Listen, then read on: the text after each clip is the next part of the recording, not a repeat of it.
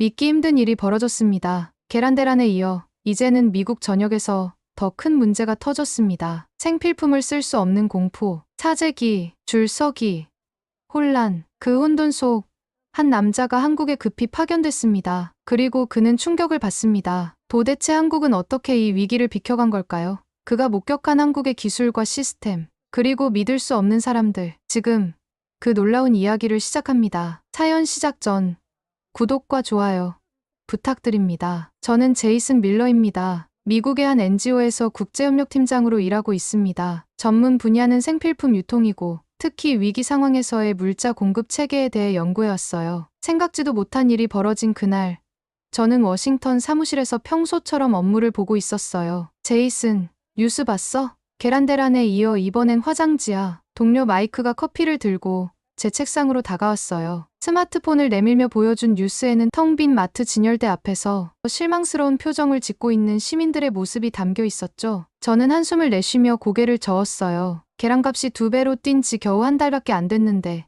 이번엔 화장지라니. 그것도 특별한 원인이 있는 것도 아닌데 말이에요. 단지 SNS에서 화장지가 곧 부족해질 것이라는 루머가 퍼지자 사재기가 시작됐고 그 소문이 현실이 되어버린 거죠. 오후에 상부에서 긴급 회의 소집 연락이 왔어요. 화상으로 진행된 회의에는 다양한 NGO와 정부 관계자들이 참석했는데 분위기가 심상치 않았어요.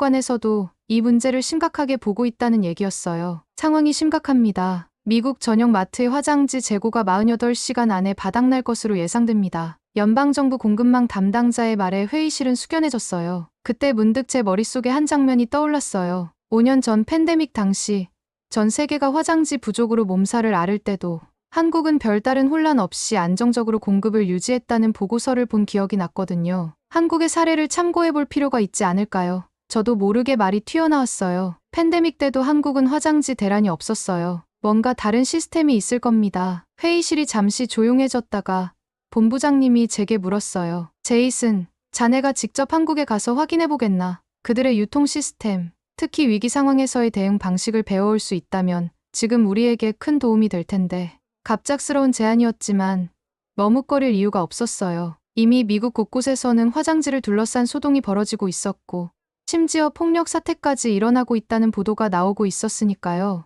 네, 다녀오겠습니다. 확실한 대답을 했어요. 그날 저녁 급히 짐을 싸면서 아내에게 설명했어요. 일주일 정도 한국에 다녀와야 할 것 같아. 그쪽 유통 시스템을 배워오라는 거야. 한국, 거기가 뭐가 특별한데? 아내가 의아해하며 물었어요. 그게 궁금해. 왜 우리는 매번 이런 혼란을 겪는데 그들은 평온할까? 무언가 우리가 놓치고 있는 게 있을 거야. 다음 날 아침 비행기로 한국행 여정을 시작했어요. 창밖으로 보이는 구름을 바라보며 생각했죠. 과연 작은 나라 한국에서 미국의 거대한 문제에 대한 해답을 찾을 수 있을까? 의문이 들었지만 한편으로는 기대도 됐어요. 어쩌면 이번 출장이 단순한 조사를 넘어 미국의 공급망 시스템에 새로운 변화를 가져올 수도 있겠다는 희망이 생겼거든요. 인천공항에 내리기 직전 미국에서 온 뉴스 알림이 제 휴대폰을 진동시켰어요. 미국 전용 마트 화장지 품절, 일부 지역 소요 사태 발생. 그 소식을 보며 이번 임무의 중요성을 다시 한번 느꼈어요. 인천공항에 도착해 가장 먼저 눈에 띈 건 질서정연한 모습이었어요. 사람들은 마스크를 쓰고 자신의 차례를 기다리며 서로 간격을 유지하고 있었죠. 미국과는 달리 불안감이나 급한 기색이 느껴지지 않았어요. 한국의 대형 할인마트를 방문하는 건 제 첫 번째 일정이었어요. 저를 안내하는 도윤 씨는 한국소비자원에서 근무하는 유통 전문가였어요. 그는 영어가 유창했고 친절하게 모든 질문에 답해주었죠. 마트에 들어서자마자 놀라움을 감출 수 없었어요. 진열대는 화장지와 생필 가득 차 있었고 사람들은 필요한 만큼만 차분히 구매하고 있었거든요. 미국의 혼란스러운 모습과는 완전히 달랐어. 이게 어떻게 가능한 거죠? 미국에선 지금 저도 모르게 질문이 튀어나왔어요. 도윤 씨가 휴대폰 앱을 보여주었는데 거기엔 근처 모든 마트의 화장지 재고 현황이 실시간으로 표시되고 있었어요. 소비자들은 어디에 무엇이 있는지 정확히 알 수 있어요. 그래서 헛걸음할 일도 없고 불안해서 사재기할 필요도 없죠. 편의점과 온라인몰도 방문했는데 상황은 비슷했어요. 모든 곳에서 재고는 안정적으로 유지되고 있었고 가격도 평소와 다름없었죠. 특히 온라인몰은 재고가 떨어지면 자동으로 오늘 구매 가능, 수량 2개처럼 표시해 과도한 주문을 방지하고 있었어요. 호텔로 돌아오는 길에 도윤 씨가 말했어요. 내일은 물류센터를 방문해요. 그곳에서 더 많은 걸 보실 수 있을 겁니다. 그날 밤 노트북을 열고 미국 상황을 확인했어요. SNS는 빈 진열대 사진과 불만으로 가득했고 일부 지역에서는 소규모 시위까지 벌어지고 있었죠. 창밖으로 보이는 서울의 평온한 밤거리와 너무나 대조적이었어요. 아내에게 전화를 걸었어요. 여기는 믿을 수 없을 정도로 평온해. 화장지도 충분하고 사람들도 침착해. 정말 어떻게? 아내의 목소리에는 놀라움이 가득했어요. 내일 더 자세히 알아볼 예정이야. 뭔가 우리가 놓치고 있는 것들이 많은 것 같아. 다음 날 아침 도윤 씨를 다시 만나 경기도에 있는 대형 물류센터로 향했어요. 그곳은 제 예상을 훨씬 뛰어넘는 첨단 시설이었습니다. 자동화된 컨베이어 벨트, 로봇 운반체, 실시간 재고 관리 시스템. 모든 것이 효율을 위해 설계되어 있었어요. 이게 어떻게 가능하지? 중얼거리며 시설을 둘러보는데 머릿속은 이미 많은 질문으로 가득 찼어요. 왜 미국은 이런 시스템을 갖추지 못했을까? 무엇이 이런 차이를 만든 걸까? 그리고 무엇보다 이 시스템을 우리도 도입할 수 있을까? 다음 날은 농협 물류센터를 방문했어요. 이곳은 전국의 농산물과 생필품을 한 곳에 모아 효율적으로 분배하는 허브였죠. 건물 입구에서부터 놀라움의 연속이었어요. 모든 상품에 RFID 태그가 부착되어 있어요. 이를 통해 어떤 제품이 어디에 있는지 실시간으로 추적할 수 있죠. 도윤 씨가 설명했어요. 창고 내부는 마치 거대한 기계처럼 체계적으로 움직이고 있었어요. 사람의 개입은 최소화되어 있었고 대부분의 과정이 자동화되어 있었죠. 이런 시스템을 구축하는 데 얼마나 걸렸나요? 궁금해서 물었어요. 처음 기획부터 약 7년 정도 걸렸어요. 하지만 중요한 건 기술보다 표준화예요. 모든 유통업체, 생산자, 판매자가 동일한 시스템을 사용하도록 표준을 만든 거죠. 그 말이 제 귀에 꽂혔어요. 미국에서는 각 기업이 자신만의 시스템을 개발하고 정보를 공유하지 않는 경우가 많았거든요. 경쟁이 심하다 보니 협력이 쉽지 않았죠. 우린 사기업끼리 경쟁만 하는데 여긴 시스템이 살아있잖아. 저도 모르게 중얼거렸어요. 오후에는 중간 유통 단계를 살펴보기 위해 한 물류회사를 방문했어요. 이곳에서는 AI 기반 수요 예측 시스템을 사용하고 있었죠. 과거 데이터와 실시간 판매 정보, 심지어 날씨와 특별 행사 정보까지 종합해 앞으로의 수요를 예측하는 거예요. 불확실성이 줄어들면 사재기도 줄어들어요. 사람들은 내일도 살 수 있다는 확신이 있을 때 오늘 필요한 만큼만 구매하거든요. 회사 담당자가 말했어요. 가장 인상적이었던 것은 민관 협업 시스템이었어요. 정부와 기업, 유통업체가 하나의 플랫폼을 통해 정보를 공유하고 협력하는 모습은 정말 놀라웠죠. 미국에서는 상상하기 어려운 모델이었어요. 위기 상황에서는 더 긴밀하게 협력합니다. 팬데믹 때는 중앙재난안전대책본부가 물류 흐름까지 조정했죠. 도윤 씨의 설명에 고개가 절로 끄덕여졌어요. 호텔로 돌아오는 길에 많은 생각이 들었어요. 지금까지 제가 믿어온 자유시장의 원칙과는 다른 모습이었거든요. 미국에서는 정부 개입을 최소화하고 시장의 자율성을 중시하는데 한국은 오히려 정부와 민간이 적절히 협력하는 모델을 택하고 있었어요. 그날 밤 노트북에 메모를 정리하며 깨달았어요. 이건 단순한 기술의 차이가 아니라 시스템 철학의 차이였어요. 미국은 개인의 자유를 중시하는 반면 한국은 공동체의 안정에 더 가치를 두는 것 같았어요. 다음 날 아침 도윤 씨에게 솔직하게 물었어요. 이런 시스템이 가능한 이유가 뭐라고 생각하세요? 문화적인 차이일까요? 아니면 정부의 역할 때문일까요? 그는 잠시 생각하더니 대답했어요. 둘 다라고 생각해요. 우리는 오랜 역사 속에서 여러 위기를 함께 극복해왔어요. IMF 외환위기, 메르스, 코로나. 그럴 때마다 함께라는 가치가 중요하다는 걸 배웠죠. 그 말이 제 가슴에 와닿았어요. 미국도 많은 위기를 겪었지만 그때마다 강조된 가치는 개인의 생존이었거든요. 함께 극복하자는 메시지보다는 스스로 준비하라는 메시지가 더 강했던 것 같아요. 며칠 뒤 정부 관계자들을 만나는 일정이 잡혀 있었어요. 한국산업통상자원부의 김 과장님은 위기 상황에서의 정부 역할에 대해 이야기해 주었죠. 위기일수록 공동체를 먼저 생각합니다. 개인이 모두 살아남아야 사회도 살아남을 수 있으니까요. 이어서 그는 팬데믹 당시 정부의 대응에 대해 설명했어요. 마스크 수급 안정화를 위한 공정 마스크 제도, 생필품 가격 모니터링, 유통과정 투명화 등 다양한 정책들이 있었죠. 정부의 역할은 단순히 규제하는 것이 아니라 시장이 제대로 작동하도록 돕는 거예요. 특히 위기 상황에서는 정보 비대칭성을 해소하고 자원이 골고루 분배되도록 하는 것이 중요합니다. 오후에는 일반 시민들의 생각도 들어보고 싶어서 서울 시내 한 카페에서 몇몇 분들과 대화할 기회를 가졌어요. 50대로 보이는 한 남성분이 말씀하셨어요. 필요한 만큼만 쓰는 게 기본이에요. 남들 생각해서요. 팬데믹 때도 마스크를 한 번에 많이 사지 않았어요. 나만 쓰면 뭐해요. 이웃도 써야 하는데. 또 다른 30대 여성은 이렇게 말했어요. 위기 때 더 서로 돕게 되는 것 같아요. SNS로 어디에 무엇이 있는지 정보를 공유하고 필요한 사람에게 양보하는 문화가 있어요. 이런 이야기들을 들으며 마음이 따뜻해졌어요. 동시에 우린 왜 이걸 못했지? 왜 서로만 탓했지? 라는 생각이 들었어요. 미국에서 위기가 닥치면 사람들은 먼저 자신과 가족을 위해 사재기부터 하는 경우가 많았거든요. 도윤 씨와 저녁을 먹으며 솔직한 대화를 나눴어요. 미국에서는 개인의 자유가 최우선이에요. 내 돈 주고 내가 사는데 왜 제한하냐는 생각이 강하죠. 하지만 여기서 보니 그런 자유가 결국 모두의 불편으로 이어질 수도 있겠더라고요. 도윤 씨는 고개를 끄덕이며 말했어요. 자유는 중요해요. 하지만 그 자유가 다른 사람의 자유를 침해하지 않는 선에서요. 위기 상황에서는 더더욱 균형이 필요하죠. 호텔로 돌아와 창밖을 바라보며 생각에 잠겼어요. 한국의 시스템은 단순히 기술적으로 앞서 있는 것이 아니라 사람을 중심에 두는 철학이 바탕에 있었어요. 그리고 그 철학이 실제 시스템으로 구현되어 있다는 점이 놀라웠죠. 그날 밤, 제 노트북에 적은 문장은 이거였어요. 한국의 유통 시스템은 물건이 아니라 사람을 움직인다. 이 간단한 문장이 지금까지 보고 느낀 모든 것을 요약해주는 것 같았어요. 다음 날 아침, 저는 대형 마트 본사의 물류팀을 방문했어요. 그곳은 마치 첨단 군사 작전실처럼 보였죠. 대형 스크린에는 전국 각지의 매장 상황과 재고 현황이 실시간으로 표시되고 있었어요. 우리는 예측 알고리즘을 통해 3일 후의 수요까지 예측합니다. 물류팀장이 자랑스럽게 말했어요. 화면에는 날씨, 특별 행사, 과거 판매 데이터, 심지어 SNS 키워드 분석 결과까지 종합되어 있었죠. SNS도 분석하나요? 궁금해서 물었어요. 네.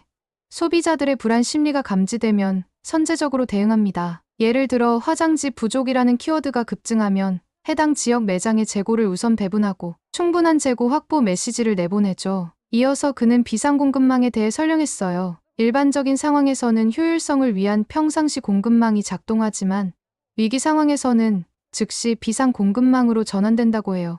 생산 공장과 직접 연결되어 중간 단계를 최소화하는 방식이었죠. 특히 인상적이었던 건 실시간 소통 시스템이었어요. 매장의 직원들이 태블릿으로 재고 상황을 보고하면 그 정보가 즉시 중앙 시스템에 반영되고 필요한 조치가 이루어지는 거예요. 이건 단순한 기술이 아니라 사람을 위한 기술이다. 제 생각이 절로 말로 나왔어요. 오후에는 더 놀라운 경험을 했어요. 마트 본사에서는 SNS 민원을 실시간으로 분석해 사전 대응 시스템을 운영하고 있었거든요. 예를 들어 특정 지역에서 화장지가 없다는 글이 올라오면 즉시 해당 매장에 연락해 상황을 파악하고 재고를 보충하는 시기였죠. 고객이 불편을 겪기 전에 문제를 해결하는 것이 목표입니다. 담당자가 말했어요. 정말 놀라웠어요. 미국에서는 문제가 발생한 후에야 대응하는 경우가 많은데 여기서는 문제가 발생하기도 전에 예방하는 시스템이 갖춰져 있었으니까요. 그날 저녁 호텔 로비에서 우연히 한 한국인 교수님을 만났어요. 그분은 경영학을 가르치시는 분이었는데 제가 왜 한국에 왔는지 듣고는 흥미로운 이야기를 해주셨어요. 한국은 빨리빨리 문화로 유명하지만 그 이면에는 위기 대응 문화가 있어요. 오랜 역사 속에서 수많은 침략과 위기를 겪으며 생존한 민족이거든요. 그러다 보니 위기 상황에서 빠르게 단결하는 능력이 발달했죠. 그 말씀이 제 마음에 깊이 와닿았어요. 한국의 시스템은 단순히 기술적 우수성이 아니라 역사적 경험과 문화적 특성이 결합된 결과물이었던 거예요. 호텔로 돌아와 지금까지의 경험을 정리하며 생각했어요. 우리도 이런 시스템을 도입할 수 있을까? 기술적으로는 가능할 것 같았지만 문화적 차이를 극복하는 것이 관건이었죠. 그리고 그것이 제가 미국으로 돌아가 해결해야 할 과제였어요. 마지막 주, 저는 소상공인 협동조합 물류센터를 방문했어요. 대기업뿐 아니라 작은 가게들도 효율적인 물류 시스템을 갖추고 있다는 사실이 놀라웠어요. 우리는 100개가 넘는 동네 슈퍼마켓이 모여 만든 협동조합입니다. 센터장이 자랑스럽게 말했어요. 혼자서는 어려워도 함께하면 대기업 못지않은 경쟁력을 갖출 수 있어요. 작은 가게들이 모여 하나의 큰 시스템을 이룬 모습이 정말 인상적이었어요. 재고 관리, 배송, 심지어 공동 브랜드 상품 개발까지 협력을 통해 많은 것을 이루고 있었죠. 이 모델은 미국의 작은 가게들에게도 큰 도움이 될 것 같네요. 감탄하며 말했어요. 센터장은 웃으며 대답했어요. 물론이죠. 규모의 경제는 대기업만의 특권이 아니에요. 작은 가게들도 협력하면 가능합니다. 그곳을 나오며 생각했어요. 한국 시스템을 일부라도 도입할 수 있다면 미국의 중소 유통업체들도 이런 협동 모델을 통해 위기 상황에 더 잘 대응할 수 있을 거예요. 점심시간, 도윤 씨와 한 식당에서 식사를 하며 솔직한 대화를 나눴어요. 사실 처음엔 회의적이었어요. 한국과 미국은 너무 다르니까요. 하지만 이제는 가능성이 보입니다. 적어도 일부 시스템은 우리도 도입할 수 있을 것 같아요. 도윤 씨는 고개를 끄덕이며 미소 지었어요. 문화적 차이는 있지만 기본 원칙은 같아요. 정보 공유, 선제적 대응, 공동체 의식, 이런 것들은 어느 나라에서든 적용 가능하죠. 오후에는 한국 유통 전문가들과의 미팅이 있었어요. 그들에게 한국의 시스템을 미국에 소개하고 협력할 수 있는 방안에 대해 논의했죠. 미팅은 매우 생산적이었고 심지어 양국 간 MOU 체결 가능성까지 이야기가 나왔어요. 제이슨 씨, 우리는 기꺼이 노하우를 공유할 준비가 되어 있습니다. 위기 극복은 한 나라만의 문제가 아니니까요. 한국유통협회 회장님의 말씀에 감사의 마음이 들었어요. 저녁에는 호텔 방에서 아내와 화상통화를 했어요. 한국에서 본 모든 것을 흥분된 목소리로 설명했죠. 여긴 우리가 배워야 할 나라야. 단순히 기술이 아니라 위기를 대하는 태도부터 달라. 서로를 생각하는 마음이 시스템에 녹아있어. 아내는 화면 너머로 제 모습을 유심히 바라보더니 말했어요. 오랜만에 당신이 이렇게 열정적인 모습을 보네요. 정말 좋은 경험인가 봐요. 그래, 이번 출장은 단순한 조사를 넘어서는 것 같아. 어쩌면 내 인생의 터닝포인트가 될지도 몰라. 그날 밤, 창밖으로 보이는 서울의 야경을 바라보며 많은 생각이 들었어요. 미국으로 돌아가면 무엇을 어떻게 시작해야 할지, 어떤 변화를 만들어낼 수 있을지 생각할수록 가슴이 뜨거워졌어요. 노트북을 열고 지금까지의 경험과 배운 점들을 정리했어요. 그리고 마지막에 이런 문장을 적었죠. 한국에서 배운 것은 시스템이 아니라 철학이다. 물건이 아닌 사람을 중심에 두는 철학. 다음 날 한국에서의 마지막 일정이 시작됐어요. 오전에는 한 대형 유통업체 회장님과의 미팅이 있었어요. 그분은 70대의 노신사였는데 40년 넘게 유통업에 몸담아온 전설적인 인물이었죠. 위기 때 가장 중요한 건 투명성입니다. 거짓말하면 소비자들이 금방 알아차리고 불안은 더 커집니다. 진실을 알리고 함께 극복하자는 메시지가 중요하죠. 회장님의 말씀을 들으며 미국의 위기 커뮤니케이션 방식을 떠올렸어요. 종종 정보를 제안하거나 상황을 축소해서 전달하는 경우가 있었는데 그것이 오히려 불안과 불신을 키웠던 것 같았어요. 소비자를 어린아이 취급하면 안 됩니다. 그들은 진실을 알 권리가 있고 또 그 진실을 받아들일 만큼 성숙합니다. 오후에는 도윤 씨의 특별한 제안으로 일반 아파트 단지의 재활용 시스템을 구경하게 됐어요. 한국의 아파트는 체계적인 분리수거 시스템을 갖추고 있었는데 그것이 자원순환과 위기 시 물자 확보에도 도움이 된다는 설명이었죠. 팬데믹 때 휴지가 부족했을 때 재활용 종이를 이용한 대체 제품 생산이 빨리 이루어질 수 있었어요. 평소 분리수거 습관이 위기 때 빛을 발한 거죠. 마지막 일정은 정말 특별했어요. 도윤 씨의 소개로 70대의 마트 배달 기사님을 만났거든요. 그분은 팬데믹 당시에도 쉬지 않고 노인들에게 생필품을 배달했던 분이었어요. 힘들지 않으세요? 저는 조심스럽게 물었어요. 이 나이에 무거운 짐을 나르시는 게 할아버지는 잠시 생각하더니 말씀하셨어요. 모두가 함께 살아야죠. 그게 한국입니다. 단순한 말이었지만 그 안에 담긴 진심이 가슴을 울렸거든요. 그것은 제가 한국에서 보고 느낀 모든 것을 한 문장으로 요약한 것 같았어요. 저녁에는 도윤 씨와 함께 송별회 자리를 가졌어요. 출장 기간 동안 친절하게 안내해준 그에게 진심으로 감사했죠. 정말 많은 것을 배웠어요. 단순히 유통 시스템이 아니라 위기를 대하는 태도, 서로를 생각하는 마음, 이런 것들을 미국에도 소개하고 싶어요. 도윤 씨는 웃으며 말했어요. 우리도 완벽하진 않아요. 더 나아가야 할 부분이 많죠. 하지만 제이슨 씨가 본 좋은 점들을 미국에 전해주시면 좋겠네요. 마지막 밤, 호텔 방에서 가방을 싸며 생각했어요. 일주일 전과 지금의 제 모습은 많이 달라져 있었어요. 단순히 유통 시스템을 조사하러 왔다가 인간에 대한, 사회에 대한 더 깊은 통찰을 얻게 된 것 같았어요. 창밖으로 보이는 서울의 불빛들을 바라보며 다짐했어요. 이 경험을 미국에서도 나눠야겠다. 한국에서 배운 것들이 우리 사회에도 도움이 될 수 있도록. 미국으로 돌아오는 비행기 안에서 보고서 초안을 작성했어요. 제목은 위기를 넘어서 한국의 유통 시스템과 공동체 정신으로 정했죠. 단순한 기술적 분석을 넘어 한국 사회의 근본적인 가치관과 그것이 시스템에 반영된 방식까지 담으려 노력했어요. 워싱턴에 도착하자마자 본부로 향했어요. 상황은 여전히 좋지 않았어요. 화장지 품귀 현상은 계속되고 있었고 일부 지역에서는 가격이 3배까지 뛰었다는 보도가 나오고 있었죠. 본부장님과 만나 한국에서의 경험을 자세히 설명했어요. 기술적인 측면부터 문화적 측면까지 모든 관찰 결과를 공유했죠. 한국은 위기를 관리하는 것이 아니라 예방하는 사회입니다. 정보의 투명성, 자원의 공정한 분배, 그리고 무엇보다 함께라는 가치가 시스템 전체에 녹아 있어요. 본부장님은 깊이 감명받은 표정이었어요. 제이슨, 이 보고서를 즉시 전국 NGO 네트워크와 공유하겠소. 또한 정부 관계자들에게도 전달할 예정이요. 당신이 본 것들이 우리 사회에 큰 도움이 될 것 같소. 다음 날부터 정신없는 일정이 시작됐어요.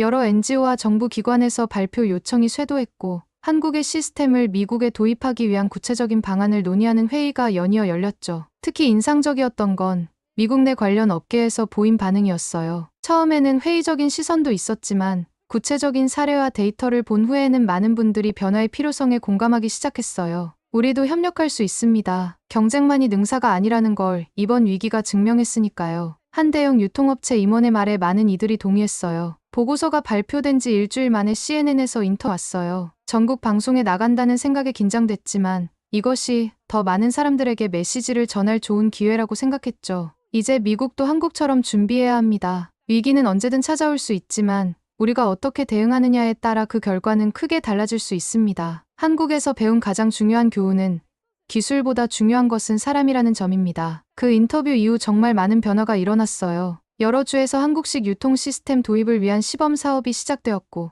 특히 민관 협력 모델에 대한 관심이 높아졌죠. 심지어 몇몇 대형 유통업체들은 자발적으로 구매 제한제를 도입하기 시작했어요. 한 달 후 한국의 도윤 씨에게서 이메일이 왔어요. 미국의 변화 소식을 들었습니다. 정말 기쁘네요. 서로 좋은 점을 나누는 것, 그것이 진정한 국제협력 아닐까요? 그 말에 깊이 공감했어요. 이건 단순히 한 나라의 시스템을 다른 나라에 도입하는 문제가 아니라 서로의 장점을 배우고 더 나은 세상을 만들어가는 과정이었으니까요. 새로운 시스템이 완전히 자리 잡은 것은 아니었지만 분명한 변화가 일어나고 있었죠. 무엇보다 사람들의 인식이 바뀌기 시작했어요. 함께라는 가치가 조금씩 자리 잡아가고 있었거든요. 어느 날 제 사무실로 본부장님이 찾아오셨어요. 제이슨, 좋은 소식이 있소. 한국의 유통 전문가들이 미국을 방문해 워크숍을 열기로 했소. 당신이 이 프로젝트를 맡아주었으면 하는데 가슴이 벅차올랐어요. 제가 시작한 작은 변화가 이제 더 큰 흐름이 되어가고 있다는 느낌이었거든요. 그리고 그 변화의 중심에 제가 있다는 사실이 자랑스러웠어요.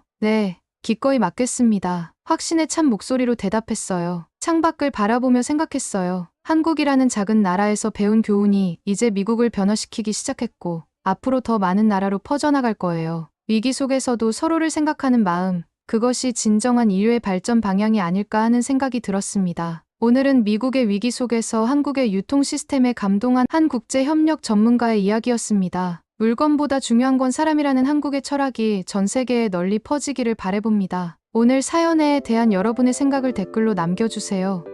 감동뭉클에서는 여러분의 소중한 마음을 모아 사연 주인공들에게 전해드리고 있습니다. 여러분 주변에 감동적이거나 재미있는 실제 사연들을 제보받고 있으니 언제든 저희 공식 메일로 제보해주세요. 오늘 들려드린 사연에 공감하셨다면 구독과 좋아요 눌러주시고 주변 분들과도 공유해주세요. 여러분의 작은 관심과 응원이 더욱 좋은 콘텐츠를 만드는 데 큰 힘이 됩니다. 오늘도 여러분의 하루의 작은 즐거움이라도 되었기를 바라며 지금까지 감동뭉클이었습니다. 끝까지 시청해주셔서 감사합니다. 다음에 더 감동적인 사연으로 찾아뵙겠습니다.